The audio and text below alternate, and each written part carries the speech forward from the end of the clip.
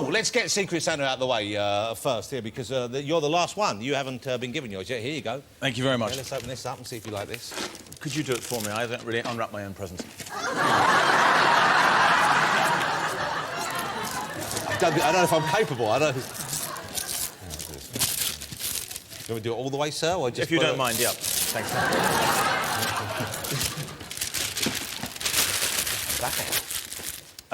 OK, Battleship, the classic game of neighbour. Well, I like Battleship. Yes. I like that. Who got Hugh the battleships? Eddie! Well done, Eddie. Eddie, thank you, Eddie. That's a thoughtful gift. Yeah, that's nice. I don't want to hear you re-gifted that to someone. I want to hear that you've used that and you've enjoyed it, OK? Yeah, no, definitely. So... Happy Christmas, Hugh Grant. Yeah. Are you in the Christmas mood? Do you get Christmassy early? Don't be absurd. No, no. Are you a man who enjoys Christmas? I suppose I used to. There must have been a time. But now, no, I genuinely avoid it. I take my old dad to a Muslim country and we sulk for 3 days. Love Actually, which is just a wonderful film. Thank you. Now, that must have been, I would have thought, a fabulous experience to be working with Richard Curtis and to be in something like that. How was that for you? What are your memories of that? Well, it's lovely. Richard Curtis, as you know, probably, is a very charming man and a good flatterer, and he wrote everyone in the cast a nice letter saying, I'm, you know, your biggest fan. And The Office was on at that time, and The Office was, you know, a popular show at the time. Yeah. And he was a fan, and he said, I'd like to come and be in this film, and it requires you being naked a lot. It's not an easy thing to get naked in front of, you know, 80 people, you know, eating bagels or whatever. You know. And so how do you prepare for that? Because as a man as well, if you're naked, there's a certain thing that you're thinking, how impressive am I as an actor? As an actor? Standing naked before my peers. It's not pierced.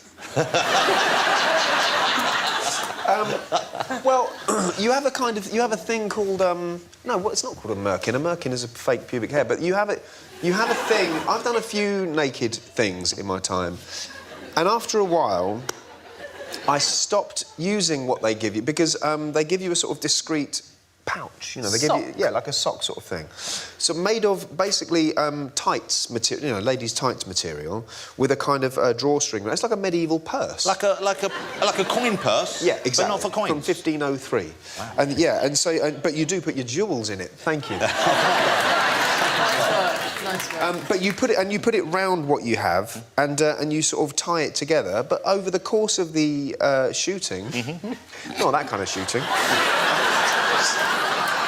Over the course of shooting, it starts to fall off. Wow. So after a while, after a few jobs of having a purse, I said to the woman in question, would you mind, if it doesn't offend, I'm just going to go with what God gave me. Because actually, you feel, it's so humiliating having this thing on. I think, well, if the woman is not offended, then I would rather just be naked. Just be naked? Yeah. Live and be free. What did she think? What did she make of you being held up as a sex symbol? What was her take on that?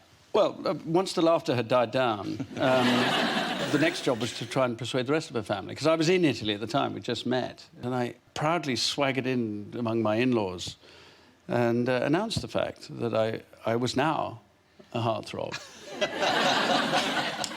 They had the same response that she had had. Yeah. And I went home rather hurt, and then it started to become a kind of almost sociological study among the family. Do English people find constipated repression sexy? And I remember my mother-in-law saying, so, is John Major also sexy? Oh, God, actually, this is a good story. It's just come to me. Getting older, which I'm noticing more and more frequently. We were there last summer, and Guy and I were on our own for some reason. Greg must have been working, and we were in the big bed together in flannelette nighties, and you know, because obviously I know how to live. And suddenly there was this incredible kind of real loud banging on the door, and I thought, oh my God, we're alone. It's up the glen. I thought. So I went down. And there was this massive policeman in the porch, huge. And I thought, strange. So I opened the door and said, hello. And he said, oh, hello. I'm sorry to bother you. Very difficult to find up here. I said, yes, that's the idea. And he said, but we just had somebody ring up and say that you've had an intruder on your land. And I said, an intruder? So, of course, picturing immediately Axeman behind bush. Scary. And I said, really, when? What sort of intruder? Well, he said, I was a dog worker coming up through the path there, saw a naked man about 50 years old coming through your field. And I said, really? Naked Axeman behind bush, immediately, you know. Christ! And I was really worried because it was this sort of terrifying. You know that feeling of like burglars in your house and everything. I said, what time, you know? Well, I mean, it was during the day. It was sometime in the afternoon, and she rang us later on, and I just wonder if you were all right. From behind me, on the stairs, Gaia, in her PJs, going, wasn't that about the time that you came up from the river, Mum? So, because down the house, there's a field, there's a pond, and there's only sheep in the field, and they don't mind if I walk up the field naked. At least I don't think they do. They're probably just all saying, oh, she's coming, just keep eating, just keep eating. I don't know. And I thought, oh, my God. And I made the connection, and I could see the same thing happening to the policeman. And I could see him as he backed off, thinking, he's going to go back to the station, he's going to say, see that Emma Thompson? See her? Her tits must be so low that from a distance they read as testicles. I was like... I nearly lifted up I'm sure... the thing to go... I'm sure they're proud. They're fine, I'm sure they're splendid. They're not that proud, they're slightly ashamed. I'm sure they're OK, I read that while making your new movie, before some of the more intense scenes... Yeah. Before anything that was a little bit kind of not troubling, but you know, you would have shots of vodka. Yes. Is that right? About 2 shots of vodka, but there's spanking scenes in the film. So I might as well just get it out of the way, right? Let's get that out of the way and let's relax Are you. we ready to go? Because I want you to relax and talk about this. Brilliant. OK, there you go. Good.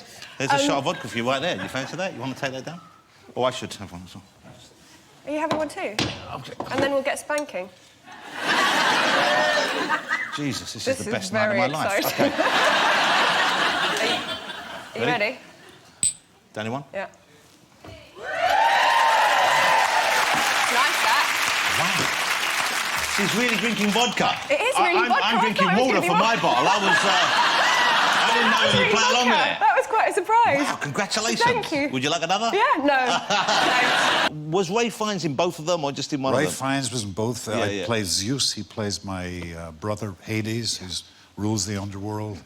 The last time we acted together was in Schindler's List. Yeah. He's one of my best, dearest friends. I get the feeling when you're on screen together, obviously Schindler's List is different, it's gut-wrenching when you're on screen because he was such an unpleasant piece of work in that. Yeah. But I get the feeling there's so much fun comes off the screen when you're playing in those Titans movies. No, we do. And the first time we actually had a scene together, and we just couldn't look at each other. You know, had to keep looking at the forehead. You know, we'd start laughing and giggling. And Just because of the outfits? Yeah. It's all that.